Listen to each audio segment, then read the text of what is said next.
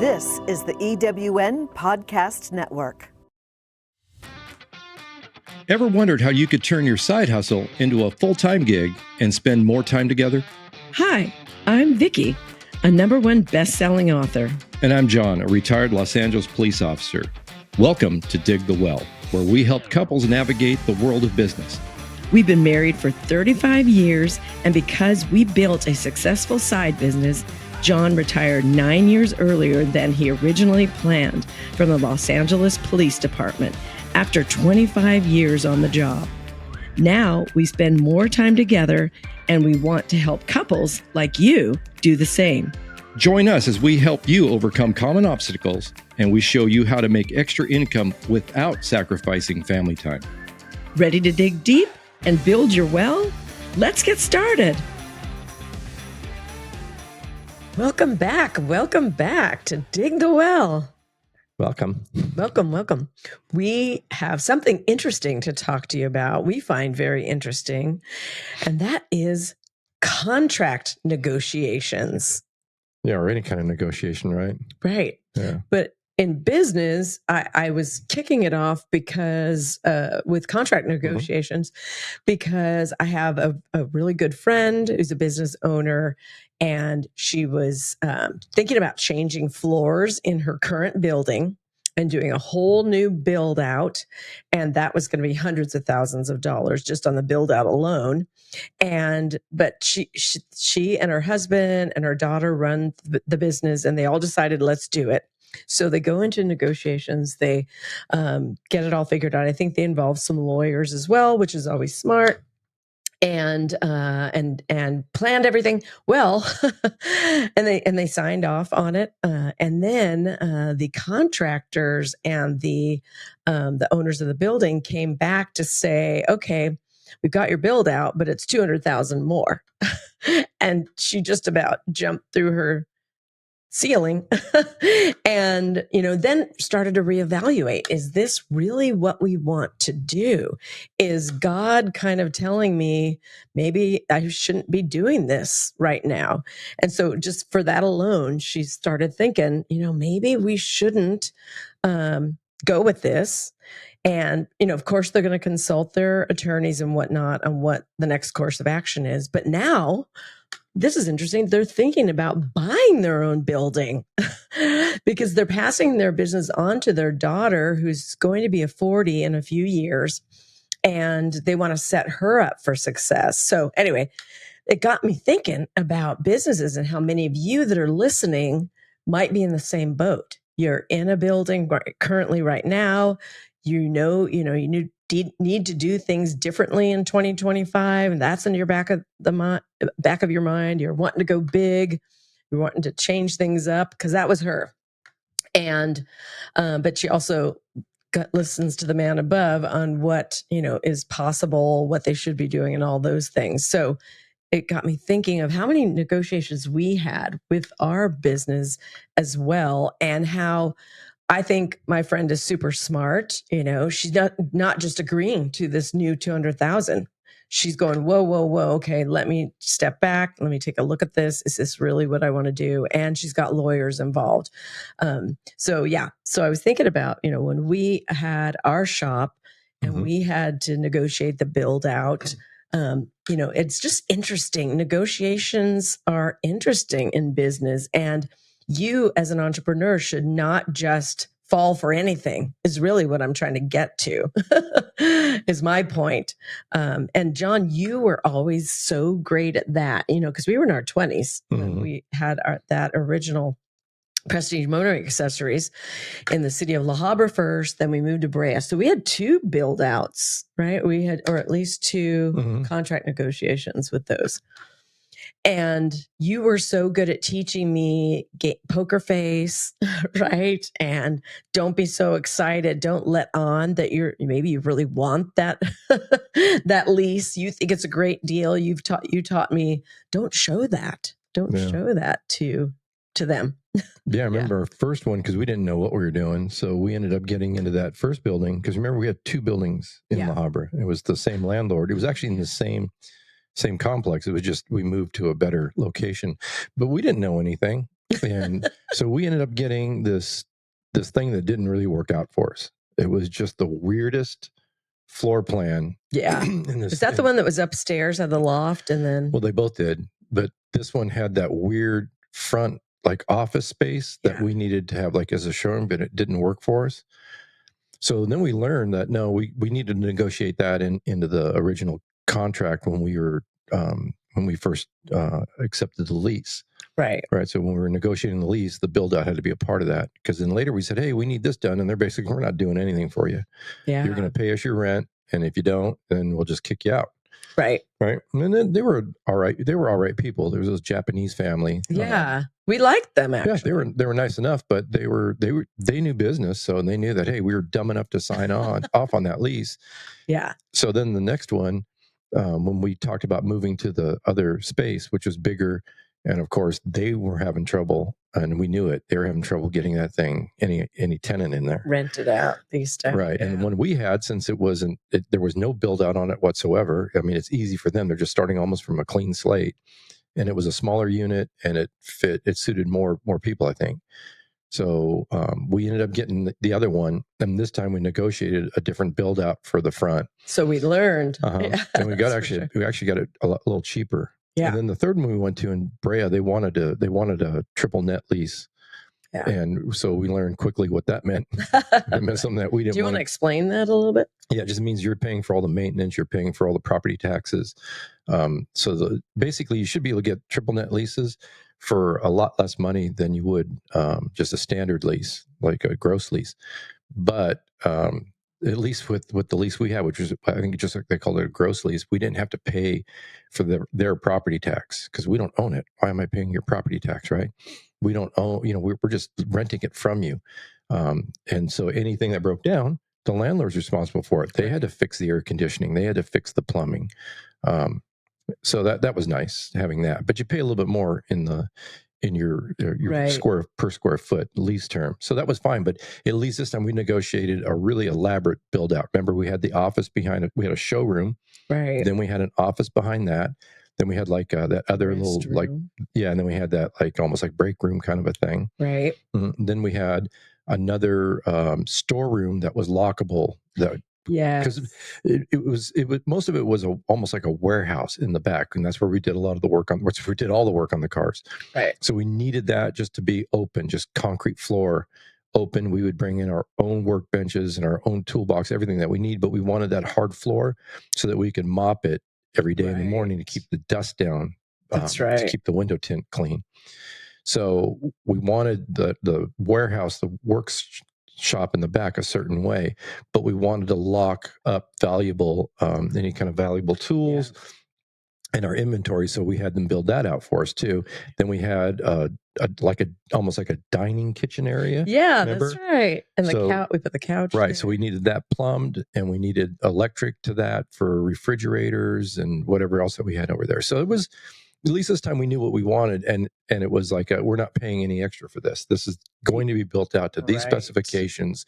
This is exactly what I want, and we'll move in. So that's what they did. Right. And so that worked out. But you're good at poker face in those situations where I had to learn that, where you still do. You still screw it up. But we play good cop, bad cop. I don't know if that's the right word, but like I could be excited if we're buying a car. I might act all excited.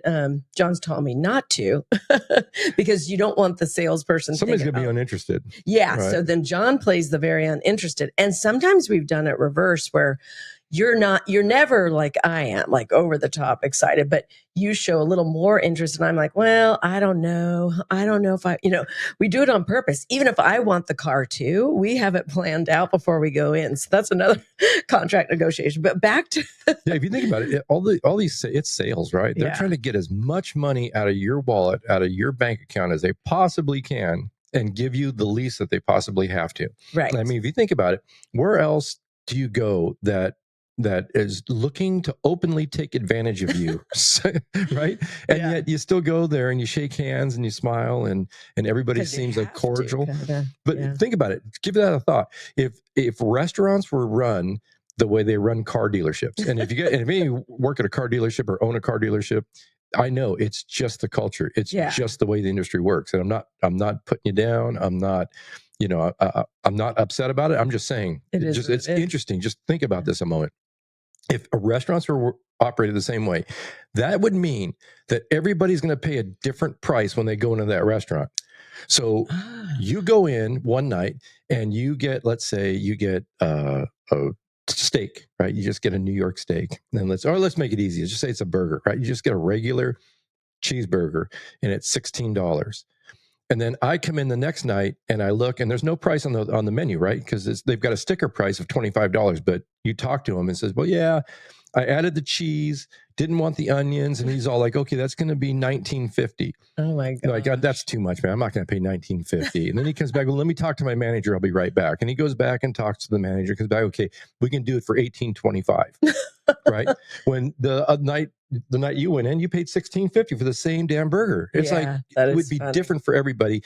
And they would try and get the $25 out of you if you were, I'm not going to say dumb enough, but if you just went in and just paid full sticker, which some people do on cars, and I don't understand that. Yeah. But if you went to that restaurant and saw the $25 sticker price and said, yeah, it sounds good. And maybe you have that much money. It doesn't matter to you. Pay the $25. They'll take it all day long. Right. They would take that all day long. And I don't know if I would ever return to a restaurant that operated that way with that business model, nor would I go pretty much anywhere that operated with that business model. And yet we do that with cars all the time, but it's just because it is what it is. So you got to play the game. Yeah. So we have bought so many cars. How many cars do you think over the years? 10, 15, maybe that's not a lot for a lot of people, but to us, we've had a lot of cars and we learned. You taught me early on how to play it. And we even have a thing where, the salesperson's trying to have me hold the keys or you, and you just keep giving it back to them, right? Because you taught me they want you to hold the keys because they want you to want it. Yeah, it's a psychological thing, right? You have the keys. And it's kind of like, okay, I don't want to give these up now. I've been holding them for the last 5 hours while we're sitting here trying to haggle this thing out. So we put the keys back on the desk. We don't keep them in our hand. And then we play the thing where one of us is not interested and they make us an offer and it goes back and forth. And then we look at each other and, the one that's being the hard nose is like, no, I want to think about it. And we walk out. Like, even when we both wanted it, we've both thought it was a decent deal. We were just trying to get a little better deal. We've walked out and we'll even be whispering, oh my gosh, I wonder how that went. I wonder if they're going to start chasing us down. And then sometimes they do. Yeah. Sometimes it's funny because follow us. Yeah. But I think enough people play that game now where they may be onto it.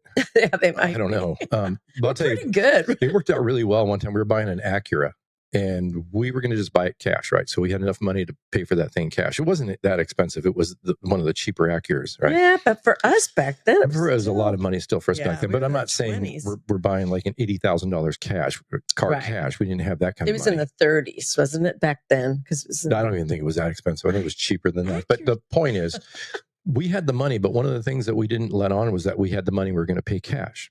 We let them think that they were going to finance it, because if you look at it from a overall dealer perspective, when the salesman keeps going back, and if any of you guys are salespeople, please comment whether I'm right or wrong, but this is how I believe the system works, is that you're negotiating with a salesperson, right? They're not authorized to give you any kind of a deal.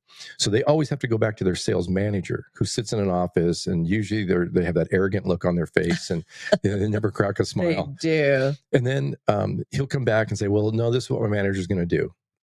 And then if that doesn't work, they finally send in the manager as the closer. But the point is that I don't let on that we're going to make a cash payment for the car. So they think we're going to finance it, which they would love, because there's another profit center in the financing. Right. So when he goes to a sales manager, he's going to let the sales manager know, because I'm going to say something about financing. Do you have pretty good finance rates? I'm not lying. I'm not saying, hey, we're going to finance a car through you. I was just curious what the financing was. I'm not going to finance it. I'm just going to write you a check here, buddy. But I just ask about financing. So he goes in and tells his manager, hey, they're going to finance it too. So the manager's thinking, okay, we're going to make some money on the finance portion of it too. So then they look and figure, okay, these are the incentives I've got on that car. I can apply these. I can get the price down to this. Okay, we can offer something else, right? And it's always going to be higher than they can offer, right? And every time they accept the offer, they're losing money on the deal. They always say that. They always say that. That's an absolute lie. Could you imagine? How can you be in business to lose money on a car sale? Yeah. That would be absolutely stupid to a stranger. You're going to sell me a car. You don't know me, right? And you're going to sell me a car for less than what you paid for it. Bullshit. Right. So anyways, we were there almost all day, and we plan on staying there all day, which is a waste of a lot of time if you think about it. We do plan on But we thought part of it's fun too. He loves it. It's fun. Not so much, but you love it. I love it. Going to swap meets and things. I don't even know if they call them swap meets anymore, but you love to negotiate. I don't. But anyway. That's how it goes. It's just like when we were in Africa. It's like they come up to your car and try and sell you everything because they hand make all these little crafts and things. And every one is a negotiation. Yeah. And pretty much everything you can get for half price or less from what they offer to you. Yeah, because like, they start $20 for this, $20 for this. And you tell them, no, I'll give you $5. And then it goes back and forth, back and forth. You end up paying $9.50. Yeah. And then we just everybody's happy. Everybody laughs. They're happy. They made a ton of money. We saved a little money. We got something that we're like, oh, we'll have this for a couple of years. We end up tossing all that stuff. Yeah. And we support their culture. We were talking about that. That's how they eat. Chris Kelly episode. Yeah. That's how they provide for their family. So of course we're going to spend money, even if it's stuff that we really don't want. But we have fun with, and they're nice people, and we have fun with them. We have fun haggling with them, and it just, okay, we'll get it. So anyways, so this goes on with the dealership over and over. In this particular car, it had gone back and forth, back and forth, back and forth. And finally, I was just like, I'm fed up. I'm kind of hungry. It's dinner time anyhow. So I tell them, you know what, forget it. We're just going to go somewhere else. And we walked. And I mentioned to you, we were saying he's going to call us. Yeah. So we left and we went to a local restaurant to eat real quick. And no sooner did we sit down than the phone's ringing. Right. So now it's time to play a little bit of posture. So I don't answer the phone and let it just go to voicemail. And we eat. And at some point I call him back because he keeps calling. Call him back. And he said, yeah, my manager's ready to do this deal. I said, yeah, but you've been saying that for hours now. And your manager comes back with something else or another excuse not to do it. So I don't know if I'm going to come back. We're going to just hit some other dealerships and we'll probably just make this deal go through because it's getting late and I just want to get the car. So he promised that it would work. Come back. He goes, I can get dinner for you. So I'm like, okay, cool. I'm not going to eat that much here. So we get back to the dealership and of course he forgets that he offered dinner. And I remember saying, we're sitting there. I said, okay, hey, while your manager's mulling over the finals on this thing, you said dinner. So what are we ordering? And he goes, oh, that's right, I did. So he brings out some menus. And so we got some menus and I didn't even remember that. Yeah, and they came and delivered. Negotiation. So we got the free dinner out of the deal. Yeah. And then it turned out we got the deal we wanted. And then, of course, the manager comes out and says, I think it was even the GM came out. It wasn't even the sales manager. It was the top dog came out and said, you know what? Don't tell any of your friends to shop here because we can't continue to lose money like this. That's so funny. If that was the truth. I was going to call bullshit on that too because you want me to tell my friends to come here and shop. But we ended up getting the car. We got it for the price we wanted to get it for. Plus, we got free dinner out of the deal. And we had some fun just messing with these guys. So that could be your business car. That was a business car for us. It was. I remember. It was. So, we're talking business here too. Yes, you might be thinking car, it's personal, but no, if you own your own business. Yeah, if you own your business, a lot of businesses use leases because it's a very, very simplified business expense for leasing a car. If you do that, remember, leases are also negotiable. Yes. A lot of people, and oftentimes dealers will tell you they're not. Like, I'm sorry, but this lease is $329 a month, and that's just the way it is. No, it's not. There's a lot of factors that go into what determines a lease, the lease monthly price. A lot of things go into that, and you can change that. You can change the residual value. You can change how much they apply as basically you can put a down payment toward it to bring down that leased amount. So everything's negotiable. Yeah. Yeah. I love talking to you about this kind of stuff because it's stuff I didn't know. Where do you think you learned it? Some of it I learned just because when we first started our window tinting business, so this goes back in the 80s, right? And a lot of our clients were car dealers. And we would do, and this is before we had a shop. Like a legitimate shop. I was still working at mom and dad's garage. It was just you. I didn't even know you yet. But I had a business license. I had insurance. I did everything the right way. And so I would actually do the work at the car dealer, which it didn't come out as nice as it would if I was working in my own shop where I can control the environment. But dealers loved it because they didn't have to send their cars anywhere and I could get the work done. So I was around those guys all the time and I was listening to them. I would listen to their sales meetings because they would have meetings constantly constantly because it's all about driving sales. So the sales manager is always trying to get the salespeople excited and offering, hey, so whoever sells the first car today gets this TV. And they'll have like a little TV there. Wow. And whoever does this is going to win this. And they would always buy things to give to the salespeople. I didn't know that. Yeah. And when people say, oh yeah, when's the best time to buy a car? And a lot of people say it's at the end of the month. It absolutely is. At least it used to be. I don't know if things have changed. I would think so. But they monitor, or they track sales month over month. And so at the end of the month, those numbers need to come through. And how they perform, especially for the managers, is how they're paid. They're paid big time on bonuses for sales. So they're pushing hard at the end of the month. If you go in the first week of the month, probably not likely to get a good deal. But if you go in the last couple of days of the month or that last day, they definitely want to sell you a car. That's a huge tip. Yeah, because I remember I would listen and I would always park the vehicles at this one dealership right outside where the GM's office was and the sales manager sat, so I could overhear what they were saying. And those guys are really loud, and those doors in that dealership were cheap as hell. The walls and doors were like made out of rice paper, so I could hear everything that they were saying. I could overhear the conversations that were going on inside. Right. And that's what they were looking at. They were just talking about, hey, we need to sell 5 cars tonight. So we need to get this deal done, figure it out. And that's just how it went. Amazing. Yeah. So what other contract negotiations in business have we run into?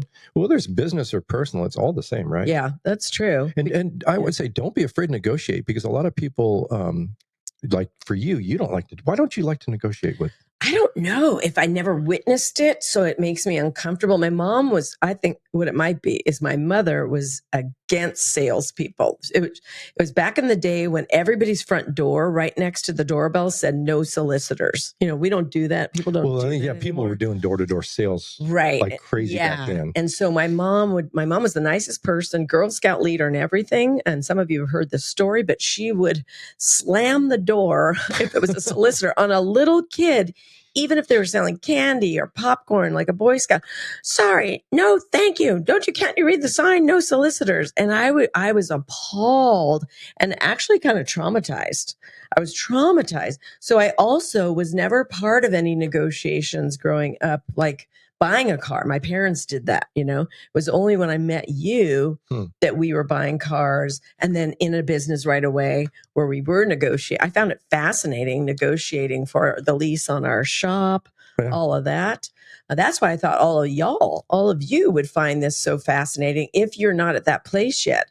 Maybe you have your business, but you work it from home and you don't have a location. Maybe you never will, but maybe you will. So this is a good episode to know that you can negotiate. Yeah. Anything's negotiable. Pretty much, yeah, almost anything. Yeah, because if you think about, it was a shock that we couldn't negotiate any of the Teslas. I remember the first Tesla dealership. Oh, the only thing to negotiate, this hat. Oh, really? Got the hat for free. Because that was, we were actually driving home from a business meeting in San Diego. That's right. That's right. And our business was really doing well. It's the same business we're in today that we've kind of mentioned about. And we were making a lot of money. And so those curtains are going up. The blinds are going up. Yeah, it's going to get bright in here. It's okay. So we were talking, and it was one of those things where we said we're on our way. We're leaving that place, or leaving San Diego. And we said, why don't we stay one more day? So we stayed another night. And you had mentioned, hey, we're thinking about getting another car. And what about a Tesla?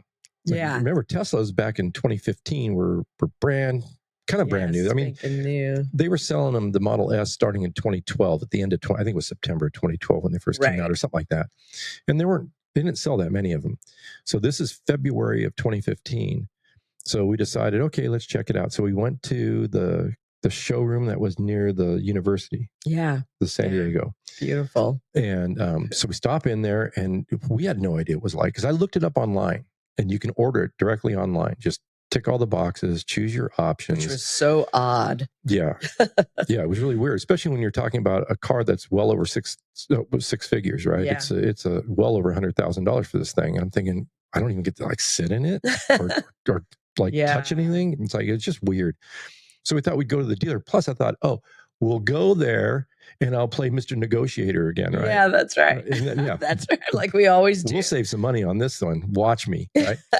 So we go in there and they have one, I think it's just one car on the floor. And so we look at it and we're like, okay, cool.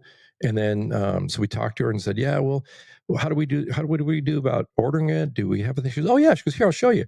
So she just goes to a computer, logs in just like we did. And she turns the screen so you can face. She goes, okay, first of all, which model option would you like? The 60, the 8, it was like 60 something else. And an 85 was the biggest battery that they had. That's right. That's right. And then do you want the performance or do you want the standard? Do you want all-wheel drive, just rear-wheel drive? So she built it, yeah. And she's clicking these things. We're going through it. It's the same price that I just saw last night on the computer. So I said, well, or is there like, can we talk about some of this? Because that's a lot of money to spend for this. And she's all, no. She goes, there's no options. There's no option for price. You just click it and it just charges you. I remember that. I'm like, we were dumbfounded. So this is no different than what I could have done myself. She's like, exactly. Except you got to see that car is on the floor. Which was cool. We don't even have one for you to test drive. I know. That's right. We couldn't even test drive. Did we have to go back to test drive? We got to test drive. No, we never test drove one. We just ordered it. We did. No, remember then we're thinking, well, I don't know. This is kind of weird. Remember? So then we went to lunch again. We're always eating at these things. We eat a lot. So we went to lunch and we sat there and we were mulling it over, and I said, let's just go ahead and let's pull the trigger on this thing and let's just do it. So then we went back. Yeah, that's right. Ordered it. I thought we test drove one of them eventually. No, because then we were in Fashion Island, maybe? Yeah, it was in Orange County. And I think we had stopped in for something. We were at this other mall and they had another showroom thing. I think it was Fashion Island. And we just stopped in because they had 2 cars in there. So I thought, maybe they'll have one, because we ordered ours with this thing called the executive rear seat option. So, and they only offered it for a few months or so. And then they got rid of that option for whatever reason, but it was awesome. The rear seats were way more comfortable than the front. There were these really, really like cocoony bucket seats. It was meant for like if you're chauffeuring someone around. I think it has really cool center console. It was a really cool option, which I wish they'd kept, but I wanted to see what it was like to actually sit down in the thing. So we went in there and they said no. And then we mentioned we had ordered one, but never drove it. And that's when she said, well, I've got one outside if you want to drive it. That's it. So then we said, yeah. Yes, please. Yeah. So that was. But no negotiations with Tesla. That is crazy. So they don't the hat. Who offered you the hat? Oh, then finally I said, there's got to be something you can do for us, since we couldn't negotiate even $1 off this thing. And I said, there's something. Like I looked around and they had some apparel out. So I grabbed this hat and I said, I know you can throw this hat in, right? Just throw me a bone here. Felt like you got and something. So she started laughing, and I think the manager overheard me, and he walks over and he said, of course you can have that hat. You just ordered that car. You can have the hat. Well, thank you. Nice. I said, can I have one for my wife? And he's like, don't push it. That's funny. Just be happy with the hat and walk away. That's funny. That's funny. Yeah. But they even said that their employees get absolutely no discount. Yeah. Weird. And they don't. They must get other things. They don't, because I've gotten to know a couple of the employees that work for the company, and they said, no, we pay exactly what you pay. But I mean, they must get other perks. Wouldn't you think? I have no idea. Anyway. Well, not getting to the biggest perk of all would be getting an employee discount on the vehicle. It would be. Yeah. Too bad if they don't. There's got to be something. But I'm telling you guys, it's just like, it's funny. Like you were saying that pretty much everything's negotiable. Almost everything is. And really almost everything, I guess even Tesla, it's negotiable if you want a free hat out of the deal. Right. So I guess everything, a little bit, everything is. And the other thing that I've found that's really helpful in negotiations is put yourself in the other person's place. Right. So understand what it is they want out of that negotiation, because they want something too. Obviously, you know what you want, and you've probably made it clear. And hopefully you haven't made it too clear to them, but you've made some of the bigger points clear to them, but you hold some of that stuff in reserve. Right. But you've made it clear what you want, but try and understand what it is that they want and try and find some middle ground. Because if you can please them on a few things and give them a little bit of what they want, they're more likely to go ahead and do the deal with you than if you just said no to everything that they want. Right. Right. Very smart. I mean, that's in business in general. That's right. To know what the other person wants. Yeah, that's good. And how about buying a house too? Our daughter and son-in-law are buying a house, a condo, and that's all negotiations. Holy cow! Right? Those of you that have bought bought a house or condo or anything like that. Yeah, big time. And the other thing I would say about buying a house is be careful. You don't want to negotiate the final price of the house down too much, because that actually hurts. If you're going to sell the house, unless you're not going to sell it for 10 years, it won't make a difference. But if you think you're going to sell it in the next year or 2 or 3, you want to keep the sales price high, because it keeps all the area homes higher in price. And your neighbors will be happy with you. Yeah, right. Yeah. You won't be hated. But, negotiate other things.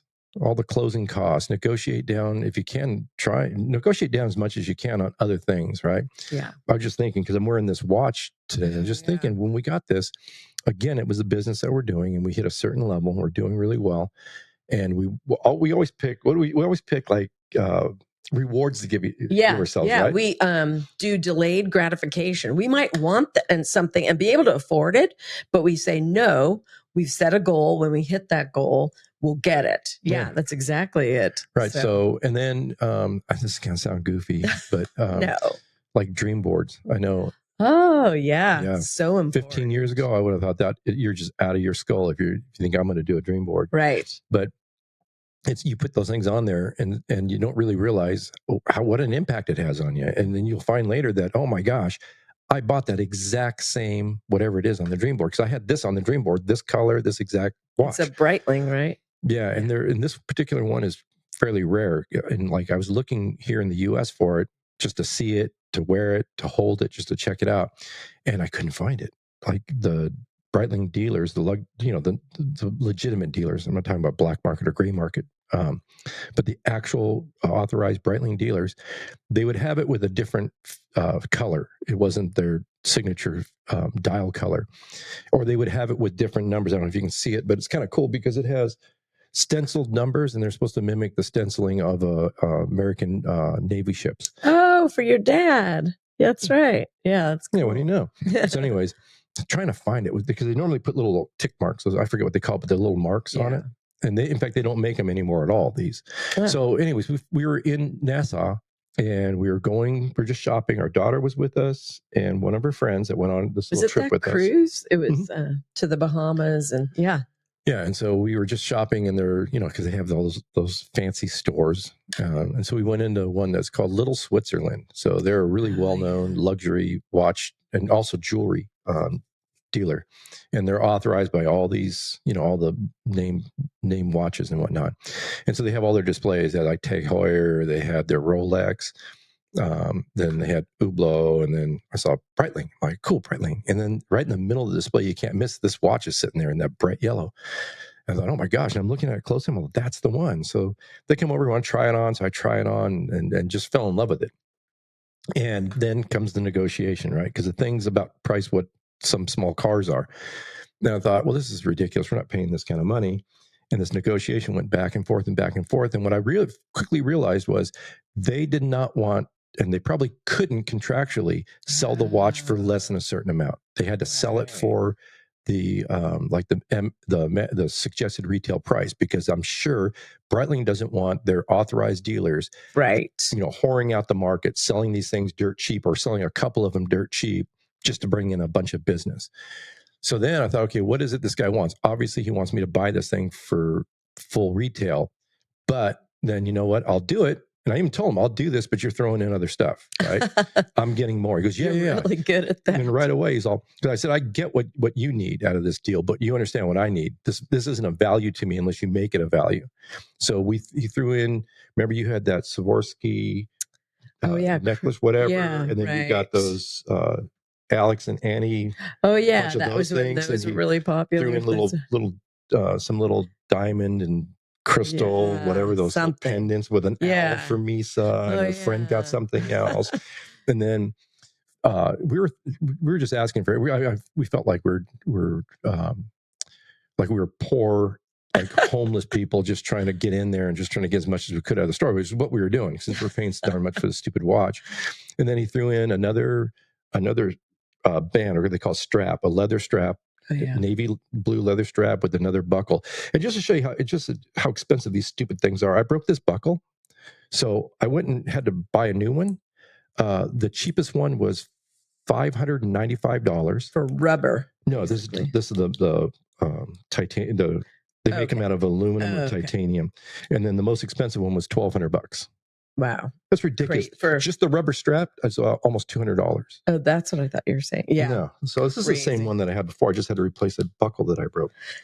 But Yeah, anyways, it's they nuts. threw in that. They threw in an 8-year extended warranty, but you'll get more once I realized that, hey, I know you want me to pay full price, but this is what I want out of the deal then too.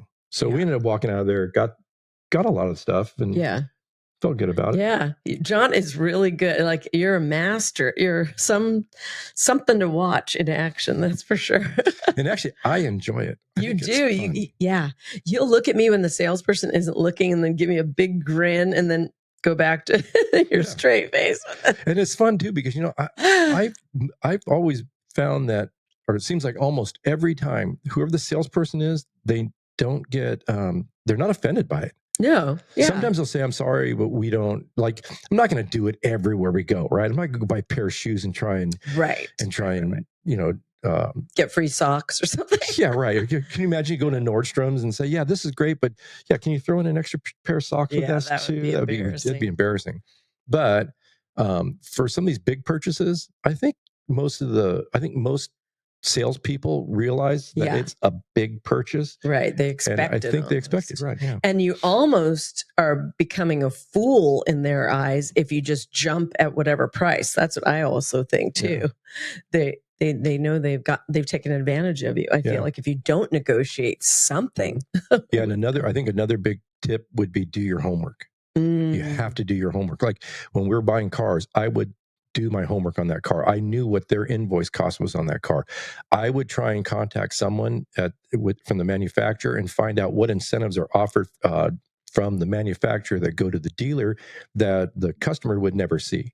Because there's all sorts of incentives that the manufacturers offer to dealers. They'll offer them if they can move the inventory in less than 90 days, they'll get a certain incentive. If they can do it in less than 60 days, they get another incentive. In 30 days, another. So they're trying to turn that inventory as quickly as they can. They also have different incentives that apply to certain vehicles, but if you know what you're talking about and you mention it to the dealership and you say, I know you can take that, because that's what happened when we got our Suburban. There was an incentive that was to apply to a Corvette that Corvette was going to sell. And we talked because we knew the general manager. He said, oh yeah, I already know a guy who's going to buy that.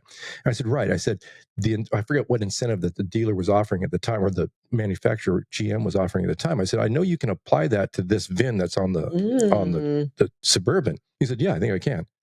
So we got that applied to it too, and it dropped the price down even lower. That is one thing too. Yeah, you've always done your homework. And I've always thought, how do you know all this stuff? And you're like, I researched, I looked into it. Yeah. That was even before the internet was really huge, wasn't it? It was there, but it was harder to find all this information. Today it's super easy. But I would say just spend a little bit extra time, do your homework, and at least you're not going in there like you're going to go in armed, right? So that way you can at least not be taken advantage of so badly. Would you suggest that with buildings too, when you're going to go lease a building? Everything, right? Check. Yeah. And obviously you're going to have a realtor, I would think, helping you, but know what the cost of buildings are in the area and what leases are, just like you would if you're getting an apartment too. Yeah. And don't take everything that they say as gospel, right? Yeah. They'll a lot of times blame, this is going to cost more because the price of plywood went up. It's doubled in the last month. Check that out. Yeah. And then you'll find out, no, plywood hasn't doubled in the last month. Plywood went up 22% in the last month. That's a good point. Yeah, because they're trying to pull a fast one on a lot of people. Yeah, we're landscaping with new hardscape, new softscape, our whole backyard and front yard, and we're in negotiations right now. That's another reason I thought of this. Several different general contractors. Mm-hmm. And we could try and tackle it ourselves as an owner-builder project and then just work with all the subs. But good Lord, that's why when you look at a lot of general contractors that have been working with these subs and have been doing this job a long time, they look really old for their age. Sorry guys, but I know that's tough. I know you're outside in the sun and in bad weather and whatnot, but I'll tell you, that's a stressful job. Yeah. Having to deal with all of those moving parts, and I wouldn't want to do it. I know. And they don't use our product probably. They probably don't. By the way, speaking of our new filler, can you guys tell John's skin? I was looking at our first couple podcasts, back in October is when we launched. Go look at those. Go watch a few and look at the two of us now. I see a big change. Yeah. It's been for me, it's been a month and a half, maybe. I think 5 weeks. Yeah. Didn't we take 4 weeks? Yeah. Anyway. Yeah. Oh, yeah. And so if you're one of those contractors or you're out in the sun, I'm telling you, this product works. Yeah. And if you're one of those contractors, leave a note in there, because we'd like to talk to you maybe about this project that we're working on, because we're just right now, like Vic said, we're negotiating. We haven't even started that yet. We haven't even heard what their bids are on this thing. Right. And we're doing it in multiple phases. So if you're interested in bidding it, please reach out to us. And I didn't mean anything by the "you look old" comment. Sorry. Don't hold that against me. We're in Southern California, so it'd probably be anyone listening that's a contractor in Southern California, unless you want to fly out here. Yeah, that's not going to work. All right. Well, this has been fun. We hope you learned something on this episode. We hope you're not just going to fall for anything you're offered, that you negotiate, that you learn to do game face, that you work with your partner. It actually is very smart to go with somebody else, not just yourself, because you can, play off each other. Yeah, for sure. So, and then also understand this, because you can talk to each other and kind of build each other up a little bit on it too. But also know this too, that when you go to a car dealership, and again, we've been talking a lot about car dealerships just because that's an expensive item, right? It's the second most expensive household item, other than a house. Yeah. Right? It's the second most expensive item that a family pays for, other than buying their house. So it's important. But remember, keep this in mind too, that if you think about the times you've gone to a car dealership and what they've done and some of the tactics they employ, like we were talking about handing you the keys and having you hold the keys. One of the first things they want you to do is drive the car. Yeah. Right. And when you drive the car, it's like, oh yeah, I love this thing. Also, what they do is they'll leave you alone in that tiny little cubicle, that ridiculously small cubicle, right? That has just an empty desk, and a phone on it. Why do they need a phone in that stupid little cubicle? No one is ever talking on the phone. That's basically a prop, because it's an intercom. So they're listening to your private conversation that you, like Vikki and I, are having in there. So just keep that in mind. I'm not saying all of them do, but I know a lot of them do, because I've seen it. Do you think they're recording us in here? Maybe not the recording, but he's sitting in the sales manager's office and they're listening to what's being said between us, saying, you know what? I love it. We love that car. And then they know they've got you. Yeah, right? It's true. So play the game. Don't say, I know you're listening to me. Yeah. So we just act like we don't know. It's like, wow. And then when he leaves, it's like, we'll play that same game. Like, That's you know true. what, Vic, I know you like it. I don't. Yeah. Yeah. We do that whole thing. We were talking to the whatever dealer down the street, and we can get basically the same car for less over there, or it's maybe it's a competing dealership. I like that the Toyota better than the Honda or whatever it is, right? And I think we'll go back there, because they look like they were willing to work with us a little better, anyways. These guys don't seem like it. Yeah, totally. We do that. Yeah, if they would come down a little bit on that price, I would consider maybe talking to them some more. So I think we're about done.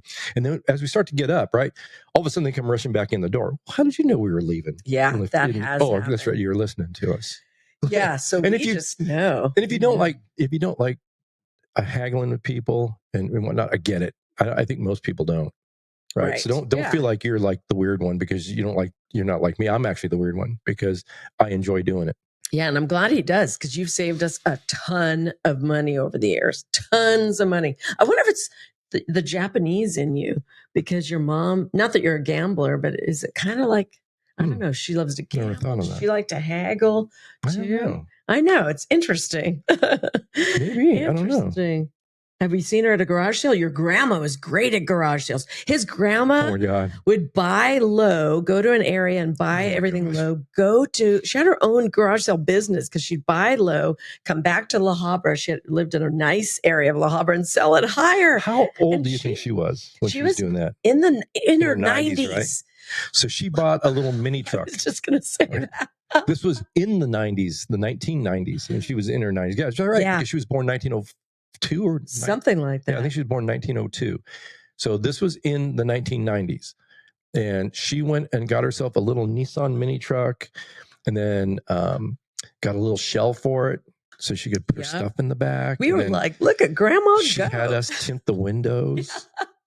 But she did it legal. She did the ones behind her head, remember? She didn't do right next to her. Oh my gosh, a 90-year-old with dark tinted windows would not be safe for anyone else on the road. But right? she used that truck. She put a ton of miles on that thing because she would go, that was her thing. It was. Every weekend she'd just get up at dark 30 and hit all the garage sales. And she would just negotiate for this and that. Bet you learned it from her then. I didn't go with her because I was embarrassed. And then she'd load her little truck up. But I think that's why she was so active in her 90s, was because of things like that. She volunteered to the hospital. Meals on Wheels. She delivered food for Meals on Wheels. Volunteered for that, right? She volunteered for all kinds of things and was always so active. But anyways, getting back to the garage sale, you're right. She would take it back to her place, clean it up, then mark it up and sell it. And makes a little bit of extra money. Hilarious. Now people are doing that too. I mean, they're still doing it, but it was adorable to see. So why not? Yeah. So that's a business idea for you. All right. Well, thanks for joining us today. We hope you loved it. Please subscribe. Jump on every Thursday. Our podcast drops every Thursday. Share this with a friend if you know they're buying a house, negotiating a lease, anything that there's negotiations involved, buying a watch, buying jewelry, for example. Share it with them. I know they could benefit from it. And we've had fun with you today. So have a great one. See you the next time. Bye-bye. Thanks for joining us on Dig the Well. We hope you feel empowered and ready to take on new challenges. Remember, if we can do it, so can you. Keep learning, keep believing, and going after your dreams. And if you enjoyed this episode, share it with someone who needs a little inspiration or maybe a nudge in the right direction. Help us grow this community of go-getters. Together, we can achieve greatness and get back to family. Thanks for listening, and let's keep digging the well.